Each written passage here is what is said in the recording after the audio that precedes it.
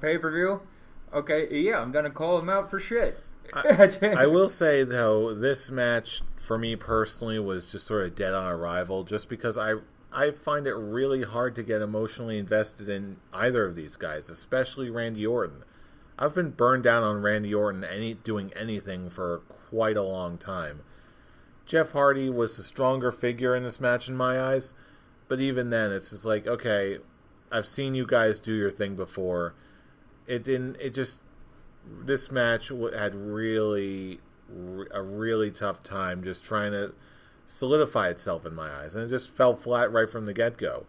These guys tried, but even so, it's still not either of these guys' best work, and I just had a really hard time getting emotionally invested. Do we want to talk about the Elias segment that happened after this match?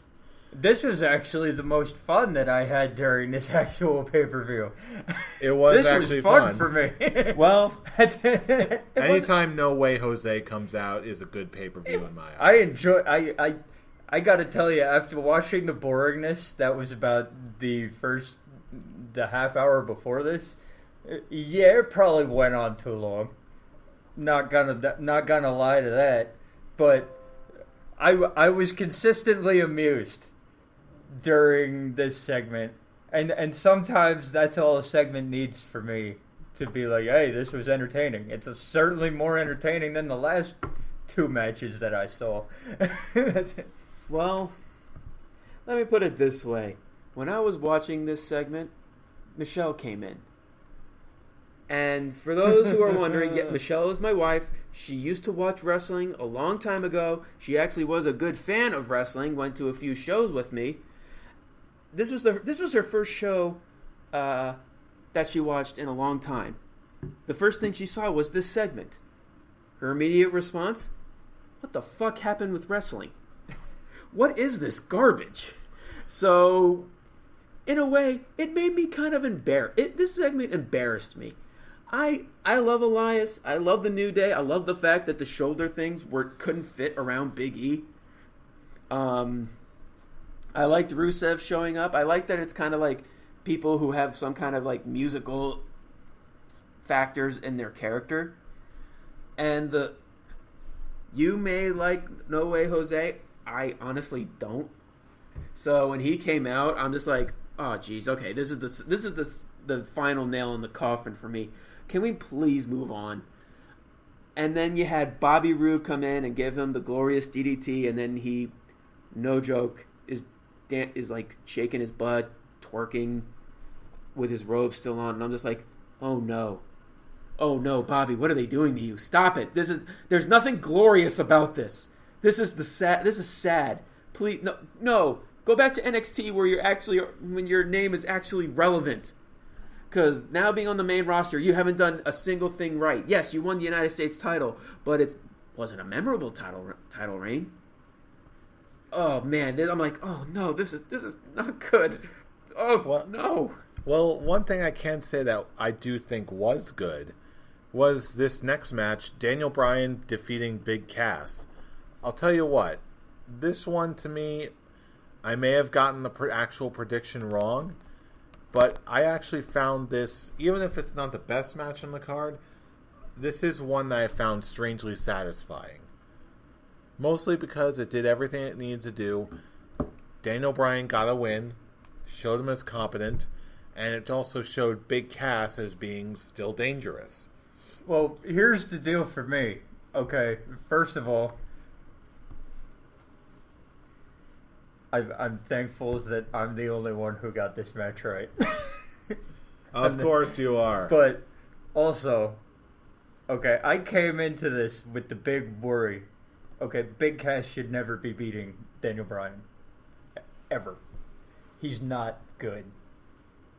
I don't care what anybody has to say.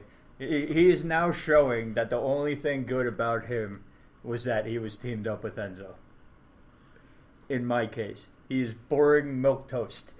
That's it. Yeah. Okay. And so, the moment that they said he was facing Daniel Bryan at Backlash, I was like, oh, no.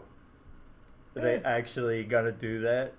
Are they going to have boring milquetoast beat Daniel Bryan. Like, Well- I talk a lot of shit about Daniel Bryan.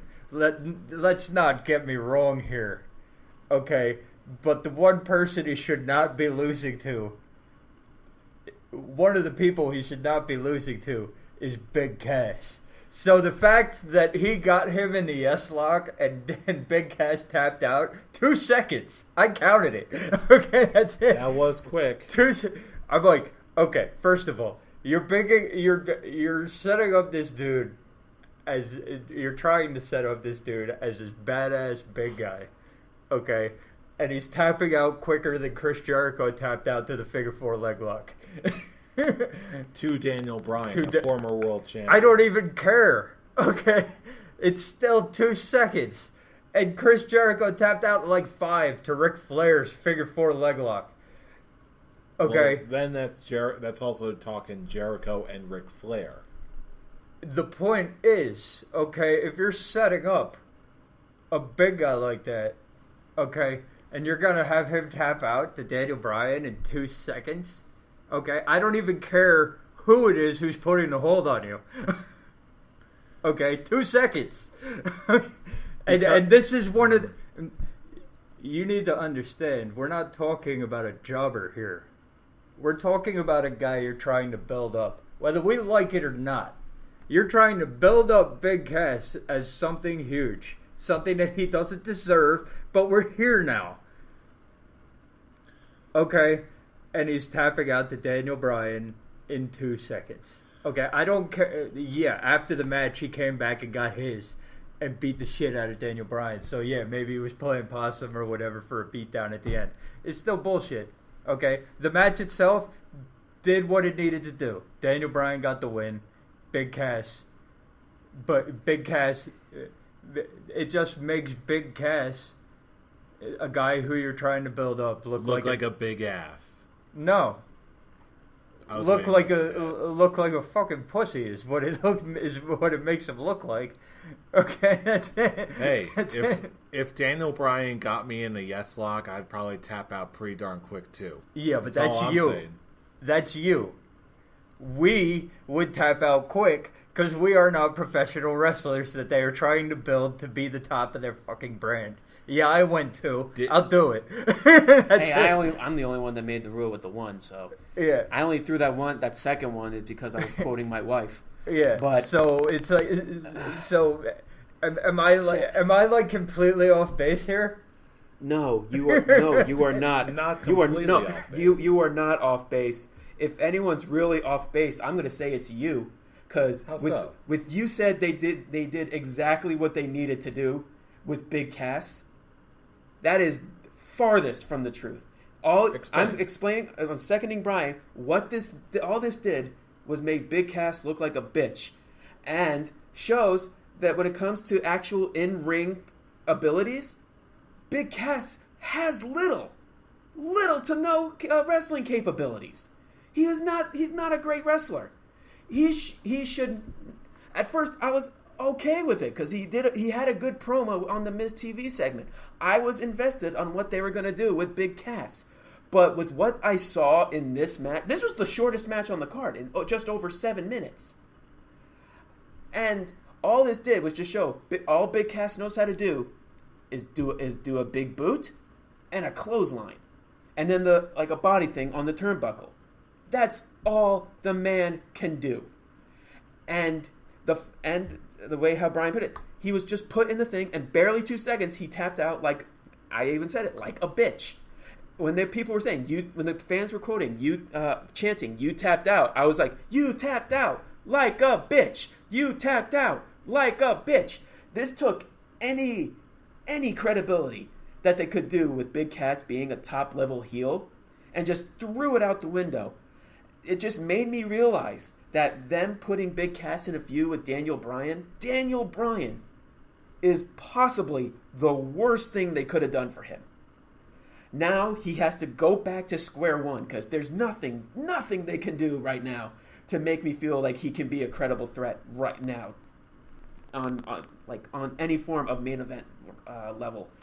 Hell, he's not even on the same level like Baron Corbin. And you guys know how I feel about Baron Corbin.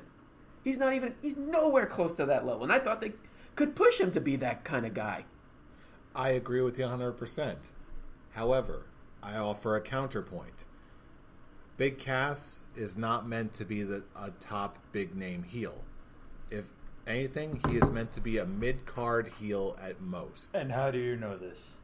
Because I saw the same match that you did. They're trying to set him up with someone like Daniel Bryan, someone who can work well with a piece of milquetoast and get a halfway decent middle of the card 7-minute whatever intermission style. But here's the problem. This is what he's meant for. Here's the problem. Okay, it actually needs to be halfway decent to actually. It wasn't at all decent. Here's the problem. When it comes to Daniel Bryan's side, yes, when it comes to Daniel Bryan's side, it will always be decent. There you go. It will always be decent. But it takes two to tango. It takes two, and I'm Big not Cass denying that. and Big Cass did not pull his end of the bargain. Whether he's supposed to be a mid-card heel, an upper-card heel, I still don't agree with you that they're trying to make him a mid-card heel, because I don't think you do that with Daniel Bryan. But hey, that's neither here nor there. Not to mention, I've also got I've got other ideas for what they're planning to do with Daniel Bryan down the road, which makes this more of a layover match as far as Daniel Bryan's concerned, and just to keep him occupied and to hopefully, as far as the WWE hopes, to do something with Big Cass. I'm sorry, go on, continue. Well, here's the deal. Okay, if they want to do something with Big Cass, he's going to have to do a lot better than this, and they're going to have to tell a lot better story in his matches, because I'm sorry, because this is a Daniel Bryan match. This match was shit. I'll say it right now. Hey, that's okay. Fine. It was not. This like Daniel Bryan had to lower. If Daniel Bryan has to lower, you're supposed to raise yourself up to be on Daniel Bryan's level. If Daniel Bryan has to bring himself down to be at your level, and then, this is not just down. This is down. Yeah, no, this was not a Daniel Bryan match. Should not be decent. Should not be halfway decent. Okay, this is a Daniel Bryan match. Okay, as I said before, I talk a lot of shit about the guy, but there's reasons for that we've already gone through. Okay, everybody knows that he is one of the top 2 pure wrestlers in the company. Okay, him and AJ Styles. Top 2 pure wrestlers in the company. Okay, he should not be having a decent match. He should not be having a halfway decent match. If Big Cass can't... And the fact... It wasn't even decent. It wasn't. Okay? I don't know what people are watching to say that this was a decent match, but the only good thing about this match was that Big Cass didn't win. That can contribute. Yeah, and it contributes to it making it a halfway decent match. If Big Cass won, this is the biggest bullshit of the night. And I will put forth the other following possibility before we move on. I can only speak for myself when I say this, but I would posit that this affects more people in addition to me. Could it be that everyone's expectations of Big Cass was so low that when he provided the match that he did, that was actually somewhat better than what a lot of people were expecting? No. You're the only person who I actually ever heard from anybody in any form of wrestling reviews that gave anything positive about this match.